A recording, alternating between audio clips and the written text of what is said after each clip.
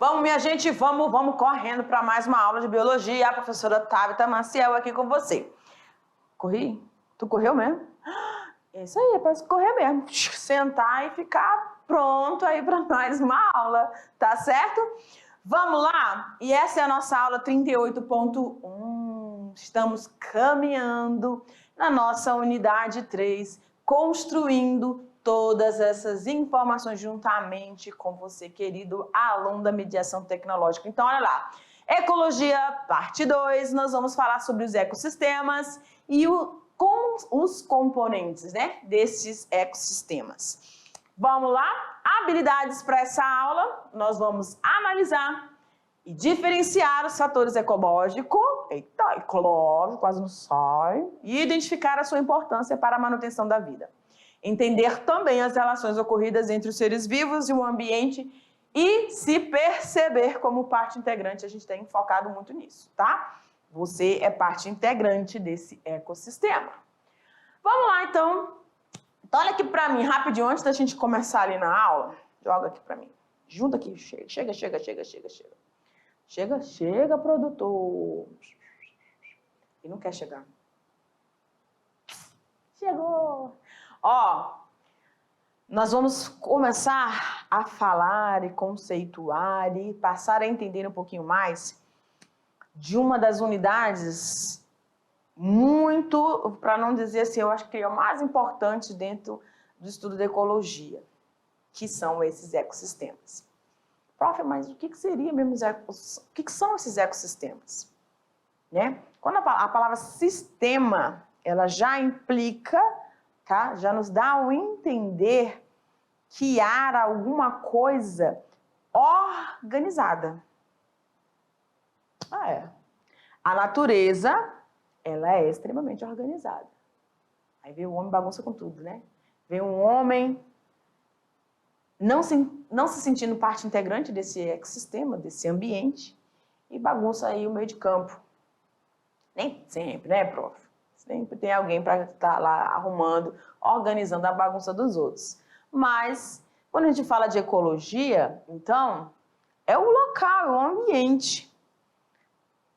Você pode ter uma poça de água, tá? Professora, mas essa poça de água, por exemplo, choveu aqui, formou uma pocinha de água. Aqui na frente de casa tem, né, quando chove, formam várias poças de água, aí lá vem à noite fica aquela cantoria de sapinhos. Pois é, se tem vida, é um ecossistema. Mesmo aqueles que você não consegue perceber, é um ecossistema. Por exemplo, um iogurte, um leite em processo de fermentação, é um ecossistema. Porque lá estão inseridos organismos que estão realizando processos em que eles estão produzindo ou estão realizando processos para a produção de energia, ou consumindo ou produzindo. Aí no caso dos autofotossintetizantes e dos heterotróficos, né? Tudo bem? Então, quando a gente pensar em ecossistema, a gente tem que lembrar disso. Seja ele um microecossistema ou macroecossistema, né? Mas tudo está relacionado, tá? Por exemplo, tem aqueles locais onde a gente encontra os porcos, né? Os catetos adoram esses ambientes nas florestas, no Pantanal, eu tive o prazer de visualizar isso. Eles vão fuçando, comendo a terra, mexendo, e vai ficando aquelas raízes, e eles vão roendo aquelas raízes todas, fica aquele lugar tudo um buraco, para bem dizer, né? De tanto eles estarem ali mexendo. Então, aquele ambiente também é um ecossistema, porque você tem raízes, se tem raízes, tem planta, então tem micro-organismo presente naquelas raízes, tem micro-organismo naquele solo, mesmo sendo fuçados, e que está servindo ali para nutrir, né, esses organismos, tá? Então, nutrição, manutenção, tem tudo a ver com ecossistema, equilíbrio de tudo isso. Tudo bem? Agora sim, vamos lá para o nosso quadro. Então, ecossistema, ele vai corresponder ao conjunto de organismos que vivem em um determinado local e que interagem... Eita, que eu tenho mania de não botar essa canetinha. Aí ela vai-se embora, né? Deixa eu colocar outra aqui. Uma amarelinha, um azulzinho clarinho. Isso não é azul. É verde, prof. E em determinado local que interage entre si com o meio, formando um sistema estável. Lembra que eu falei? Sistema, organização, e aí a gente tem sempre essa estabilidade. Quando a gente fala estabilidade, galera, aí vem aqui de novo em mim. Muito importante frisar isso, tá? Quando a gente fala em estabilidade na natureza, não existe aquilo ali, ó, o equilíbrio perfeito. Nós estamos falando de coisas vivas, de um sistema que tem interações. Nessas interações existe no fator biótico, vida, você vai ter natalidades, mortalidades, predações. Então, tudo isso precisa estar sendo controlado, certo? Ação de parasitas, ações de predação, morte natural, morte, né? Enfim. Todos esses processos, eles vão fazer com que esse sistema, mesmo considerado estável, ele não está em equilíbrio perfeito. O que a gente chama de... Ele não pode estar em desnível, vamos dizer assim, tá? Algo gritante, né? Eles têm essa flutuabilidade, porque se trata de algo vivo, mas ele tem que estar ali próximo, tá? Sempre vibrando ali. Tudo bem? Então, joga lá no quadro. Cada ecossistema é formado por várias populações de espécies diferentes, constituindo, assim, uma comunidade. Então, ali na nossa imagem, a gente tem aves, nós temos vegetais, gramas, né? Nós temos a iluminação solar. Então, nós vamos ter aí fatores abióticos, elementos bióticos, tudo isso fluindo ao mesmo tempo, tudo isso se correlacionando, e aí a gente tem esse ecossistema estável. Olha lá, a floresta amazônica, com todas as suas plantas, animais, clima, tipos de solo e rios, formam um ecossistema. Um pequeno jardim, então a gente está dando um exemplo aqui, né? Um amplo ecossistema, uma floresta, e aí a gente tem que lembrar a diversidade de ecossistemas dentro desse ambiente maior, tá? E a gente tem que lembrar também que existem os menores, como um pequeno jardim, um aquário, um lago, são exemplos de ecossistemas menores, mais reduzidos. Também formam esses ecossistemas, pois há interação entre organismos e o ambiente. Onde eu tiver formas vivas, sejam elas macro ou microscópicas, e esses organismos interagindo entre si e com o ambiente, eu tenho o que, professora? Um ecossistema. Tá certo? Então, você vai lembrar que ele pode ser um macro ou um micro. Um aquário... Ah, professora, mas no aquário eu só tenho só um peixinho. Lá no meu aquário de casa só tem o beta. E só um. Porque tem uns peixinhos que eles são canibais, né? Eles não podem estar com outros ou eles acabam predando de outras espécies. Também. Eles não gostam, são meio territorialistas. Então, eles acabam detonando. Então, eles gostam de ficar só. O espaço ali é pequeno para eles. E aí, então, mesmo assim, eu posso considerar um ecossistema? Sim, você tem um organismo vivo, você tem um meio físico, que é ali considerado a água, tá bom? Aqui nessa imagem, olha só. Nessa imagem, eu tenho o quê? Uma planta. Vitória Regia, maravilhosa. E aí, eu lembro vocês, esse ambiente aqui, onde essa planta exuberante está, a gente consegue ver aqui, ó, muitos aguapés, né? Gente, tracajá, cobras, jacarés, gostam de fazer, né? Algumas serpentes amam estar nesses locais. Por quê, professora? Porque nesse tipo de vegetação, principalmente aqui, ó, nas Vitórias Regis, acumular água. Ao acumular água, você tem a deposição de larvinhas de insetos de todos os tipos, os mosquitos, né? E aí essas larvinhas, elas servem de alimentos para quem? Para girinos, ou seja, para anfíbios em pleno desenvolvimento. E aí, esse conjunto, né, das larvas desses insetos, com a presença dessas larvas, os girinos, dos anfíbios, é um prato cheio para quem? Serpentes. Então, tá tudo tranquilo, tá tudo ótimo, tá tudo em equilíbrio. E o que a gente consegue perceber aqui? É uma água que a gente caracteriza como um ambiente lêntico, lembram? Um ambiente lêntico, onde você vai ter as águas bem tranquilas, bem calmas, tá?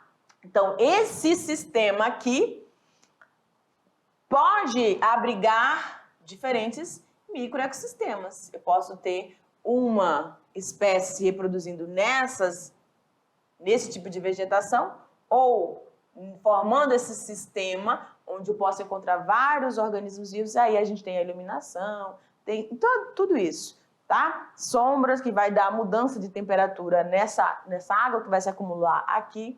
Enfim, para não dizer aqui das nossas palmeiras, né, galera? Riquíssimas em exuberâncias e também na diversidade de organismos que elas podem abrigar na sua base e também na sua estrutura superior, na sua copa.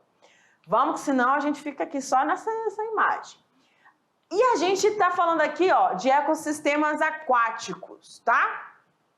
Esses ecossistemas aquáticos caracterizam-se por representar determinado ambiente onde organismos irão interagir entre si, sendo eles dependentes uns dos outros, assim mantém-se o equilíbrio e a continuidade da vida. Então, nessa imagem, a gente já encontra uma fluidez, um movimento, tá? Mais característico, tá? Então, eu tenho a vegetação nas margens aqui. Eu tenho algumas espécies, vocês estão percebendo aqui? Algumas avezinhas, patinhos. Quai, quai, quai. Pois é. Provavelmente, gente, com certeza, eu não estou visualizando aqui, mas deve ter insetos, borboletas, né, cigarras e todas as variedades aí, anfíbios também. Então, quando a gente fala desses ambientes aquáticos, a gente está pensando nos organismos que têm adaptação para estarem vivendo na água, peixes, algumas serpentes, plantas, né? O fito e o zooplâncton ali, né? Dentro desse corpo hídrico.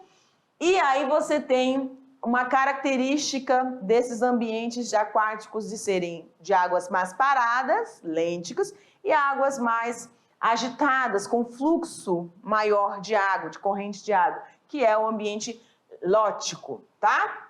Tudo isso caracterizando esses ecossistemas e a variedade de organismos inseridos neles. Os dois principais ecossistemas aquáticos são o marinho e o de água doce, tá? Esses ecossistemas aquáticos representam a interação entre organismos com os corpos d'água. Então, todos os organismos que vão estar presentes ali, a gente falou alguns, né? Anfíbios, serpentes, jacarés, peixes, tracajás. Vai depender aí do tipo de rio, né? De ambiente aquático que, em si que você está se referindo ou estudando, enfim, tá? Vamos lá. Então, esses ecossistemas aquáticos, eles têm uma origem, certo? Lembra o que a gente falou na aula anterior sobre as chuvas orográficas ou chuvas de relevo? Tá lembrando, né? Das massas de ar que vêm da parte do oceano, né? E aí trazendo aquelas massas de ar, onde você vai encontrar diferença de temperaturas da massa de ar que sobe com a massa de ar ali presente na atmosfera, provocando aquelas chuvas. E isso é importantíssimo para formar a origem, né, do que nós vamos ter aqui nos corpos hídricos maiores. Então, você tem as nascentes e essas nascentes lá em cima nas montanhas vão encontrando, vão se desenhando, vão encontrando espaço até, né, aqui são os seios, né, dos rios, até encontrar o rio em si, onde ele vai desaguar, tá bom? Então, a manutenção, quando a gente fala em ecossistema, e a gente tendo esse entendimento dessa formação desse corpo hídrico nessa estrutura, nas montanhas, e a existência desses rios em relação a isso, olha a importância da gente entender e compreender isso para estudar ecologia. Então, se eu impeço ou se eu acabo construindo alguma estrutura que perca esse fluxo, que acabe destruindo parte disso ou desvie esses corpos hídricos de uma tal forma que eles não consigam mais passar por determinadas áreas, eu vou ter perdas também da estrutura vegetal, porque plantas, tá? Micro-organismos precisam desse solo irrigado, esse solo com uma certa umidade. Então, tudo isso tem que estar em equilíbrio. Flora, a fauna, o solo e o clima. Tudo bem? Aí aqui nessa imagem a gente tem 3 zonas. A zona fonte, a zona de transição e a zona de várzea. A zona de fonte, a zona fonte, abriga as nascentes dos rios lá em cima, no topo das montanhas. Zona de transição abriga os riachos, tá? Aqui, ó, né? E a zona de várzea, que abriga os rios que desaguam lá nos oceanos. Tudo bem? Então, a gente tem essas 3 zonas aí, a partir dessas regiões de relevo e os seus declives. Vamos lá? Os ecossistemas marinhos surgiram e representam uma dessas ramificações onde se encaixam, tá? O que, prof? Planícies abissais, regiões polares, mares profundos, fontes hidrotermais, mares abertos, oceanos, restingas, praias arenosas e todo organismo que viva nesses ambientes. Então, a partir daquela formação das nascentes, né, da zona lá, fonte, aquela zona onde você vai ter as bases e todas aquelas estruturas até a água chegar nos rios, formando os lagos, os corpos hídricos, né, igarapés ou rios mesmo, até chegar no oceano, você tem várias formações. E essas formações vão também compor uma vegetação específica para cada área em que esse corpo hídrico estiver presente, ou estiver passando, estiver fluindo, certo? Aqui nessa imagem tem os costões rochosos, ali nas margens, né, formando esses paredões gigantescos ali nos oceanos. A gente tem essas áreas de restingas e a gente tem as áreas de mangues, que são o berçário de toda a vida, né? A gente diz que essa região é o berçário de todos os organismos que fazem essa transição entre o ambiente marinho e o ambiente de água doce. Se nós não tivermos esses manguezais, tudo isso vai se acabar, tá? Então, é muito importante essas áreas para esse equilíbrio desses ecossistemas. Vamos seguindo. Os corpos de água irão apresentar 2 padrões. E aí a gente acabou falando ali na frente, dando um exemplo para vocês. Mas vamos lá. Onde haverá ou não a movimentação e o fluxo das águas. Com isso, podemos dividi-los em ecossistemas lênticos e os ecossistemas lóticos, que agora você já sabe o que se trata, né? Mas vamos lá. Então, esses ecossistemas lênticos são definidos pela presença de água parada ou com pouquíssimo movimento. Sabe aquele ambiente lá que a gente descreveu ali quando a gente viu as Vitórias Regis e os aguapés da vida. Então, eles ficam ali naquela região onde você não consegue ver o movimento da água. Ou você vê um movimento muito... Se você jogar uma folhinha, você vê que tem algum movimento. Mas a caracterização desse ecossistema lêntico é justamente dessa água mais parada. Tá? E onde a gente pode encontrar isso? Olha lá, Estão representados por lagos, lagoas, reservatórios, charcos, nos quais o tempo de residência, ou seja, o tempo que a água permanece nesse sistema, costuma ser alto, pois o seu fluxo é baixo. Professora, a presença ou existência desses ecossistemas é algo ruim? Não. Olha aqui para mim. Quando eu falei lá dos aguapés da Vitória Regia em si, lembra que eu descrevi vários organismos presentes ali e que vão servir para compor o fluxo de energia dentro de uma cadeia ou de uma teia alimentar? Eles são necessários. Tudo que existe está presente e não é à toa. Tem gente que pega, sai matando, né, dentro de casa, sai espanando tudo. Lógico, ninguém gosta de receber visita, tá cheio de teia de aranha. Mas deixa alguma aranha lá, né? Elas vão fazer o equilíbrio ali, controlar a população ali de insetos na tua casa. Então, a presença de um organismo não é algo ruim. Ela não pode estar em grande quantidade, em abundância, né? Tá? E dependendo também da aproximação, determinados organismos peçonhentos não podem ter convivência muito próxima conosco dentro das áreas urbanas, porque realmente aí tem crianças e tem todas aquelas questões que nós conhecemos muito bem de cuidados, tá bom? Mas precisamos manter uma higiene, mas precisamos manter um distanciamento, mas precisamos ter respeito por todas essas formas de vida. Tudo bem? Joga lá no quadro. Aqui a gente tem, então, um lago, né? E nesse lago a gente pode encontrar áreas distintas. Áreas, professoras, regiões, professoras, pois é. A gente tem a interface da água, que é aquela parte onde você para na margem e aprecia a paisagem, tá bom? E aí, quando você está apreciando, faz aquela vista panorâmica, você consegue visualizar um patinho, você consegue localizar, dependendo, né? Uma cabecinha ali, um jacarezinho, sei lá, né? O que você está visualizando lá e também o período que você está visualizando essa tua imagem. Aí a gente tem a região, chamada região litorânea, onde a gente vai ter um grupo específico de vegetação, tá? Que está adaptado a ter essa coluna de água, está abrigada ou presa, né, enraizada ali no solo, mas ele tem contato com essa região atmosférica, tá? E aí a gente tem nas regiões mais profundas também uma variedade de micro-organismos nas colunas de água.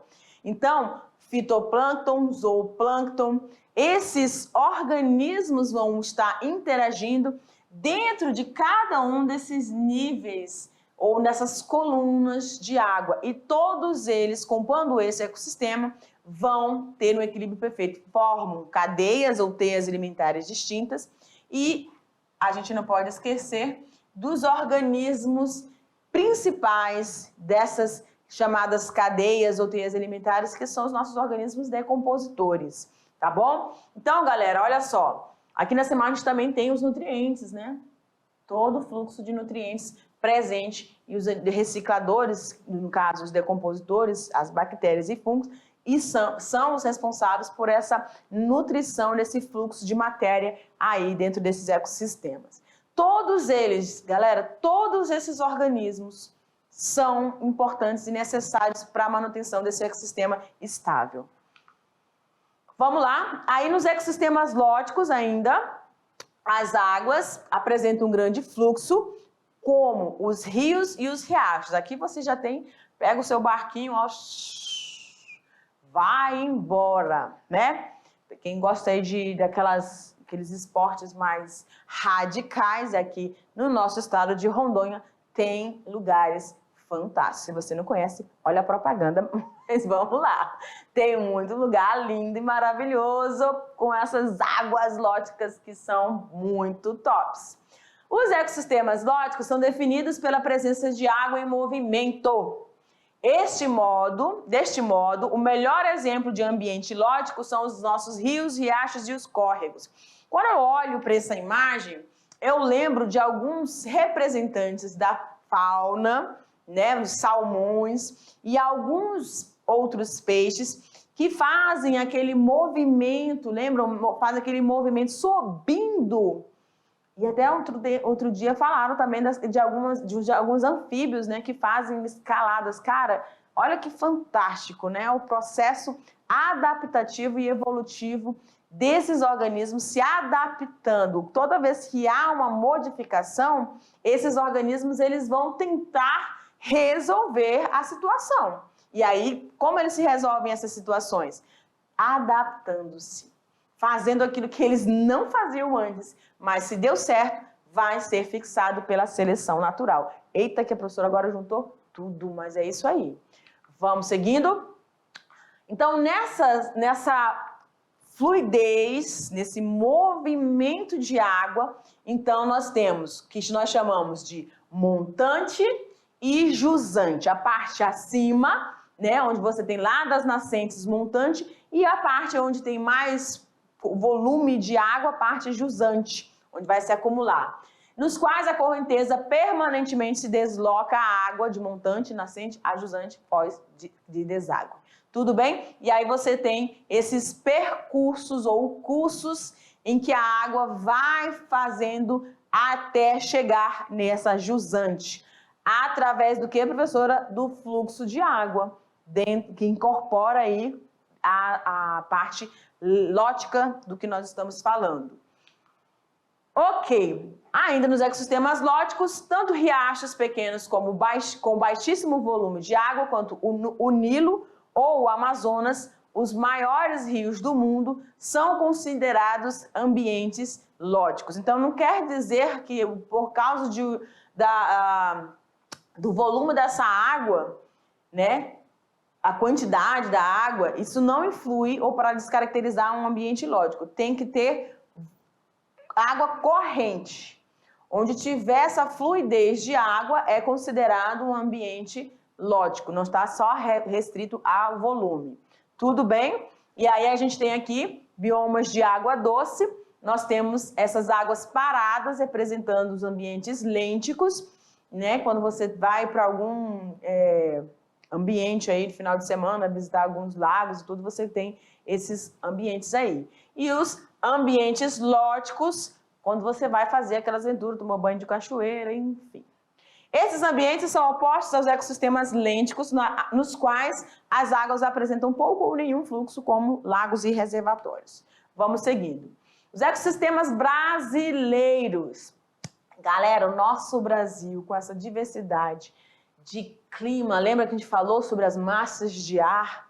Nós temos 5 massas de ar importantes para o Brasil, e toda essa massa de ar que compõe os elementos abióticos, eles influenciam nesses ecossistemas, formando o que nós chamamos de biomas maravilhosos e muito grandes. Então, no Brasil, um país vasto em sua extensão, possui vários ecossistemas. Vamos conhecer algum deles?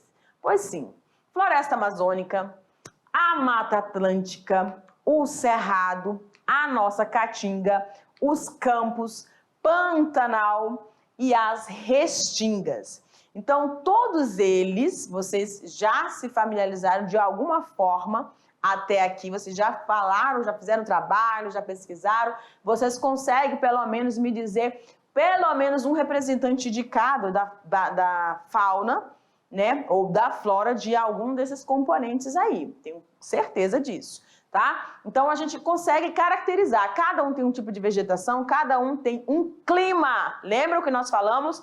Clima está relacionado a uma região, e o tempo, se chove mais, se chove menos, aí a gente está relacionado àquele local. Vamos lá. Ai, quase que eu esqueço os manguezais, que também são importantíssimos. Então, como componente de um ecossistema, nós temos os fatores bióticos e os fatores abióticos, lembrando novamente, tudo, prof, tudo, exatamente tudo o que tem vida na natureza. Então, aqui a gente tem uma imagem nos bióticos, tá vendo aqui? As crianças estão aí, vamos dizer que seja um parque, né? Nesse parque nós temos um lago, temos árvores, um ar puro, né? Maravilhoso. Crianças ali, ó, fazendo um piquenique maravilhoso. Deu uma dica, hashtag dica, final de semana aí, ó, gente, chegando, tá? E aí a gente tem seres humanos e temos animais e os vegetais. Olha aqui, tem um passarinho aqui com a sua família, né? Aí já ia dizer aqui que era, mas é criança brincando de esconde-esconde. Vocês estão vendo? Vocês visualizaram isso? Pois sim. Então, e tudo isso está relacionado e recebendo influência de quê? Dos elementos abióticos, claro, né? Então, a iluminação solar, a temperatura, as precipitações, ou seja, as chuvas, né?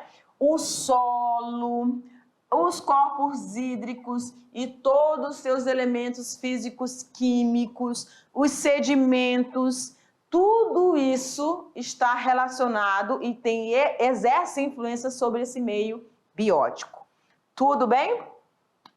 Então, caracterizando novamente aqui, os elementos abióticos são as substâncias inorgânicas encontradas no solo, água, ar, temperatura. Professora, inorgânico e orgânico, vocês já viram isso lá no primeiro ano, tá?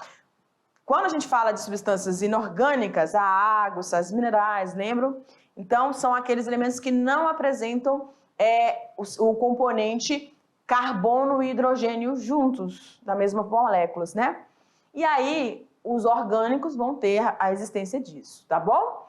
Então, todas essas interações, solo, água, temperatura, faz parte desses elementos físicos dos ecossistemas, servindo de nutrientes essenciais para a manutenção da vida, como o oxigênio, obviamente, através dos processos fotossintetizadores, dos elementos, no caso, os seres vivos autotróficos, que ao realizarem fotossíntese, vão liberar, através de interações químicas, o nosso gás oxigênio, e a gente tem como maior produtor desse sistema as nossas algas, né?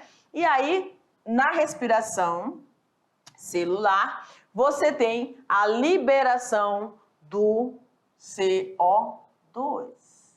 E a gente diz que esses sistemas eles estão equivalentes, né? Porque para realizar fotossíntese, esses organismos vão precisar de CO2, liberado pela respiração. E para fazer a respiração, eles vão precisar do oxigênio. Então, estão interagindo tanto os elementos autotróficos quanto os elementos heterotróficos aqui interagindo para manutenção dos elementos abióticos, mas relacionando os elementos bióticos que vão estar fazendo esses processos. Tudo bem? Então, presta atenção. Quando eu falo de fotossíntese e respiração, eu estou falando de organismos vivos que vão estar realizando esses processos, mas quando eles liberam esses componentes químicos, faz parte do ecossistema ou dos fatores abióticos.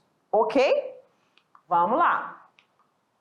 E aí, os componentes bióticos de um ecossistema são os seres vivos, como as plantas, animais e os micro-organismos.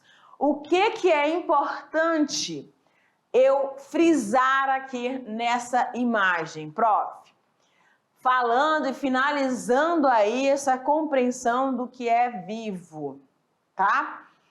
Eu não posso, de maneira nenhuma, desintegrar ou separar, isolar nenhuma forma de vida, muito menos isolar do meio ou isolar de uma interação. Na fauna, na flora, você vai ter essas interações, que a gente chama lá de interações intraespecíficas entre espécies distintas e intraespecíficas entre organismos daquela mesma espécie. Então, aqui você tem a interação entre esses felinos intraespecíficas que compõem esses elementos bióticos do meio que nós estamos, ou do ecossistema que nós estamos falando aqui.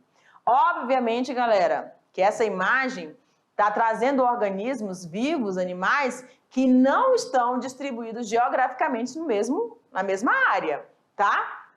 Então, alguns deles, como por exemplo a onça-pintada, vai ter a sua distribuição presente em continentes distintos.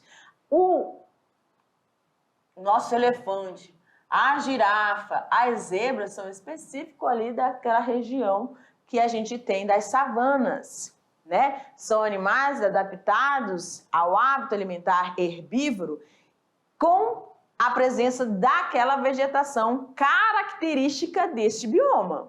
Não vamos encontrar esses organismos naturalmente na nossa região aqui amazônica, tá? Onça pintada, tudo bem. Macacos, tudo bem. Viados, tudo bem. Peixes, patos, esses outros organismos, todos nós temos presente ali. Mas leão, o hipopótamo, o rinoceronte, elefante, tem até orangotango ali, né? Não são espécies presentes. Isso é interessante quando a gente fala dessa... Olha aqui para mim. Isso é interessante quando a gente fala dessa questão da distribuição e abundância. Lembra que nós estamos falando que são os focos da ecologia, do estudo da ecologia?